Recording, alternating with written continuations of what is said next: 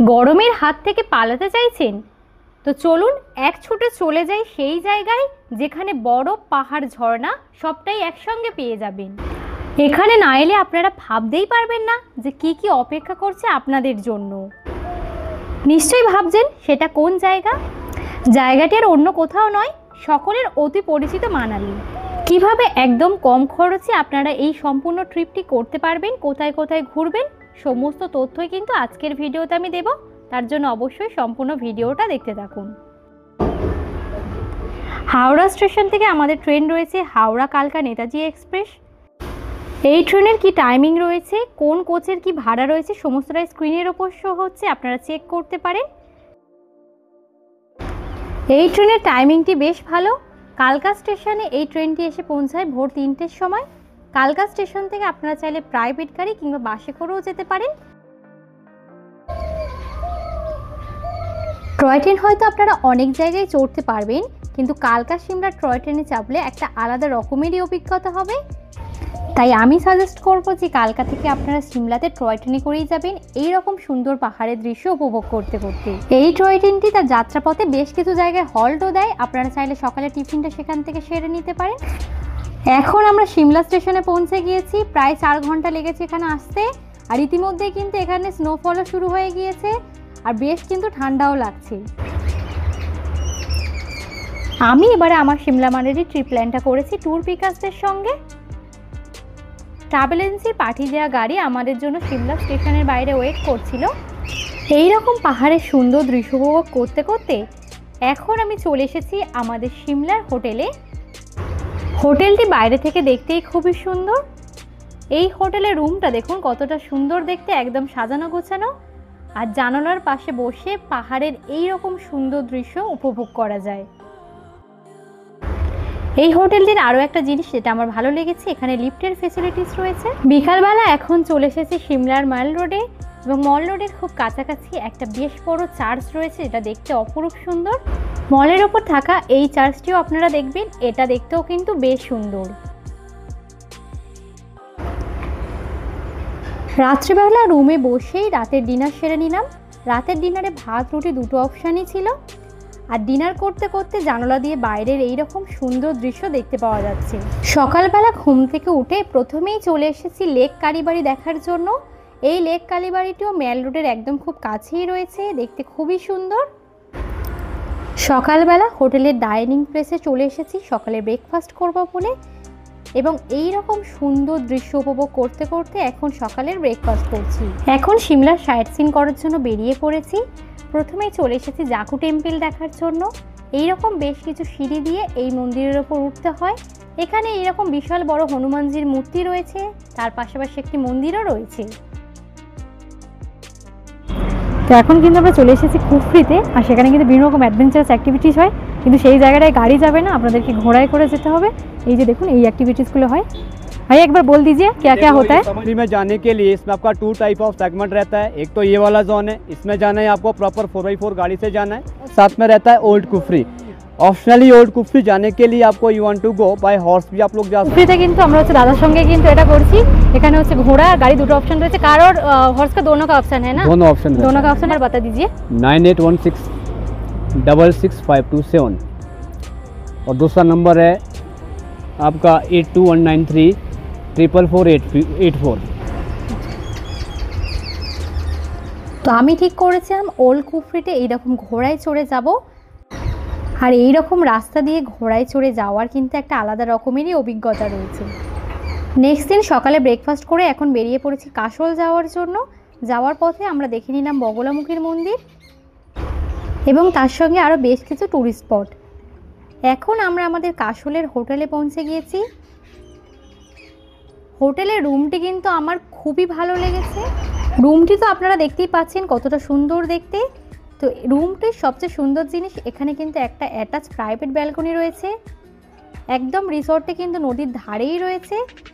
এখান থেকে এই রকম সুন্দর কিন্তু সানসেট আমরা দেখতে পাচ্ছি।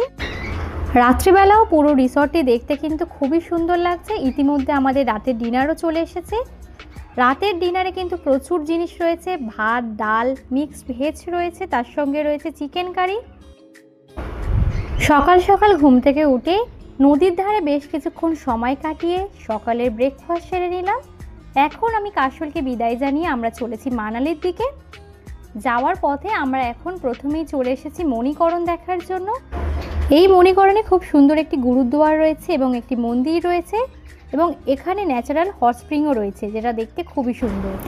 এখন আমরা মানালিতে চলে এসেছি, আর মানালিতে ঢোকার সঙ্গে সঙ্গে কিন্তু এখানে এইরকম সুন্দর স্নোফল শুরু হয়ে গিয়েছে। এই মানালির হোটেলের রুমটাও কিন্তু খুবই সুন্দর। এখানে এই রুমের সঙ্গে এইরকম বিশাল বড় বেড রয়েছে, আর এই রকম বসার জন্য সোফা সেট রয়েছে। আর যেহেতু বাইরে স্নোফল হচ্ছে সেই জন্য আরও বেশি সুন্দর লাগছে। দাঁড়িয়ে রয়েছি মানালিতে, আর এখন কিন্তু মানালিতে লাইভ স্নোফল হচ্ছে। আমাদের এবারে সিমলা মানালি পুরো ট্রিপটাই আমরা করছি ট্যুর পিকার্সদের সঙ্গে। ওনাদের হোটেল খাওয়া দাওয়া সবটাই তো খুবই ভালো, আর লাকও খুব ভালো চলছে। একদম কিন্তু এত ভালো স্নোফল দেখতে পাচ্ছি। স্ক্রিনের ওপর নাম্বার শো হচ্ছে, আপনারা চাইলে ওনাদের সঙ্গে কিন্তু ট্রিপটা করতে পারেন। এরপরেই ফ্রেশ হয়ে চলে এসেছি মানালির মল রোডে, আর এখানে এতটাই স্নোফল হয়েছে দেখুন, পুরো গাড়ির ওপরে পুরো বরফের চাদরে ঢেকে গিয়েছে। সমস্ত ট্যুরিস্টরাই কিন্তু এই বরফ নিয়ে প্রচুর মজা করছে।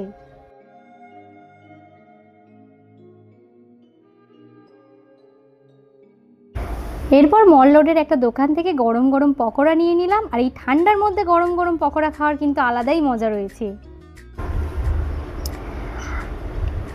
আর এইরকম বরফ দেখলে কারই না আনন্দ লাগে। বরফ নিয়ে অনেকক্ষণ খেলা করলাম। এই মানালির মল রোডের ওপর একটা খুব সুন্দর মন্দিরও রয়েছে, আপনারা সেটাও দর্শন করবেন। রাত্রিবেলা হোটেলের ডাইনিং প্লেসে চলে এসেছি ডিনার করার জন্য। ডিনারে ছিল সাদা ভাত, ডাল, আলু পোস্ত, চিকেন কারি, তার সঙ্গে ছিল স্যালাড। ভাত না খেলে রুটিও ছিল। সমস্ত খাবার গরম গরমই সার্ভ করছেন এবং খাবারের টেস্টও কিন্তু খুবই সুন্দর।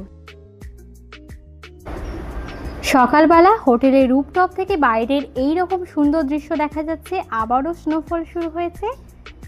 এখন চলে এসেছি সকালের ব্রেকফাস্ট করব বলে। এই হোটেলটিতেও কিন্তু লিফটের ফ্যাসিলিটিস রয়েছে। ব্রেকফাস্ট এইরকম বুফেতে রয়েছে, প্রচুর রকমের আইটেমস রয়েছে। এখানে লুচি রয়েছে, চিড়ের পোলাও রয়েছে, আলুর দম, ব্রেড বাটারও রয়েছে।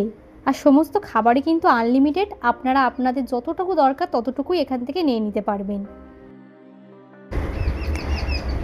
ব্রেকফাস্ট ডিনার এই সমস্তটাই কিন্তু ওনাদের প্যাকেজের মধ্যেই ইনক্লুড রয়েছে।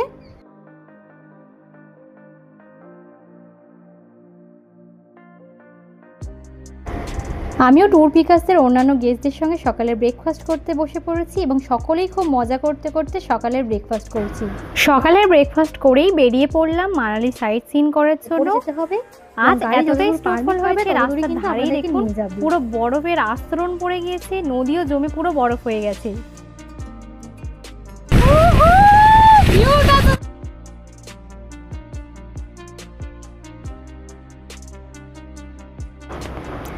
রাস্তার ওপরে থাকা এরকম বরফ সরানোর কাজ চলছে, তবে বাইরের দৃশ্যটা দেখতে কিন্তু অপরূপ সুন্দর লাগছে।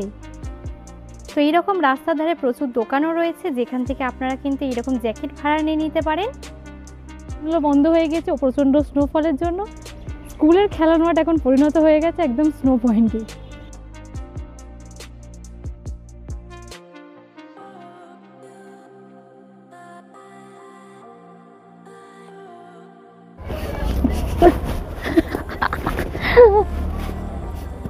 কলকাতা নিউ ইয়ারপুর থেকে এখানে এসেছি, খুব এনজয় করছি। আচ্ছা, মানালি কি ফার্স্ট টাইম? হ্যাঁ, মানালি ফার্স্ট টাইমই স্নোফল পেয়ে গেছি। Snowfall Manali first time snowfall পেয়েছি। আমরা সিমলা ছিলাম, সিমলা থেকে মানালিতে এন্ট্রি করেছি। পুরো একদম এনজয় করছি, ফুল ফ্যামিলি এনজয় করছি। সবাই একসঙ্গে, আমরা সবাই একসাথে এসেছি।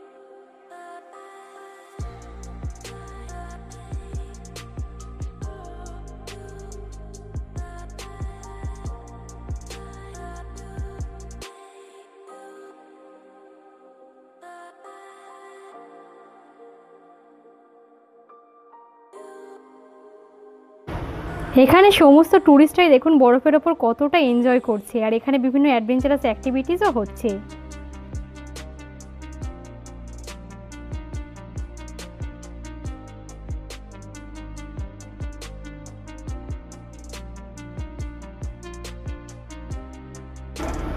এই রকম পাহাড়ের ওপর দাঁড়িয়ে বরফের মধ্যে গরম গরম মক্কা খাওয়ার কিন্তু একটা আলাদাই মজা রয়েছে।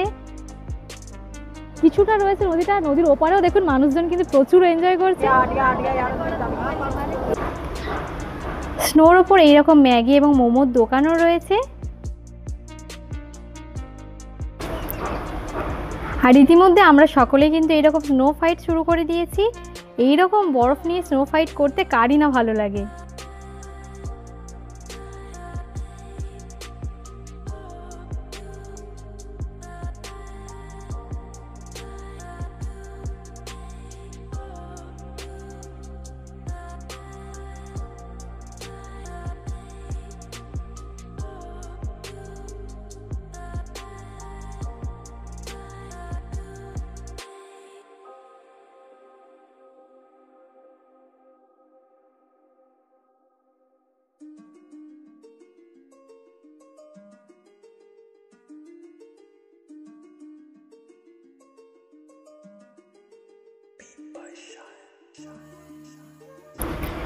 দূর থেকে আপনাদেরকে যে হট এয়ার বেলুনটা দেখাচ্ছিলাম, এখন তার কাছাকাছি চলে এসেছি।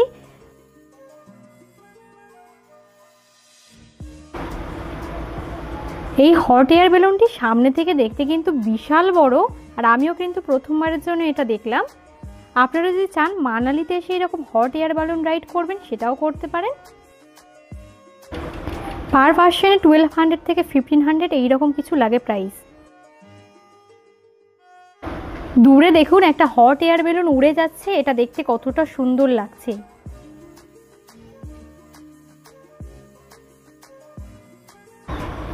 এখন আমি চলে এসেছি মানালির অতি পুরনো একটি মন্দির হিড়িম্বা টেম্পল দেখার জন্য। মন্দিরের চারপাশে দেখুন কতটা স্নো পড়ে রয়েছে, সেই জন্য মন্দিরটিকে দেখতেও কিন্তু অপরূপ সুন্দর লাগছে। মানালির আরও একটি সুন্দর জিনিস হচ্ছে প্যারাগ্লাইডিং। আপনারা চাইলে এখানে এসে এরকম প্যারাগ্লাইডিংও করতে পারেন। 3000 থেকে 3500 এইরকম কিছু প্রাইস লাগে। এখন সকালে ব্রেকফাস্ট করতে চলে এসেছি। আজকের ব্রেকফাস্টে ছিল পাস্তা, ব্রেড বাটার এবং তার সঙ্গে ছিল আলুর পরোটা। আজ বেশ কিছু সাইট সিন করে দেন কিন্তু আমরা কালকা স্টেশনে চলে যাব। এখন আমরা চলে এসেছি বৈষ্ণোদেবী মন্দির দর্শন করার জন্য। এখন জুতো জমা দেবো, তারপর ওপরে গিয়ে মন্দির দর্শন করব। এই বৈষ্ণোমাতা মন্দিরটি কিন্তু ভিতর থেকে দেখতে কিন্তু অপরূপ সুন্দর। একটা গুহার মধ্যে থেকে গিয়ে কিন্তু এই মন্দিরটি দর্শন করতে হয়। এখন আমরা চলে এসেছি একটি ড্রাই ফ্রুটস মার্কেটে। তো এই রকম দোকানে কিন্তু প্রচুর রকমের ড্রাই ফ্রুটস রয়েছে এবং এখান থেকে আপনারা খুব রিজনেবল প্রাইসে কিন্তু আপনারা এগুলো পেয়ে যাবেন।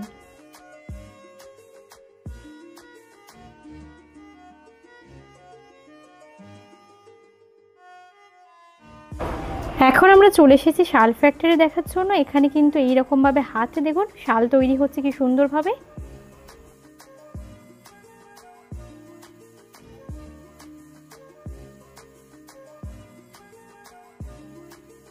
তো এরকম নদীর ধারে কিন্তু এখানে রিভার রাফটিংও হয়। আপনারা চাইলে এইরকম রিভার রাফটিংও করতে পারেন। নদীর ধারেও এরকম ড্রেস পাওয়া যাচ্ছে, যে ড্রেসগুলো পরে আপনারা কিন্তু ছবি তুলতে পারেন।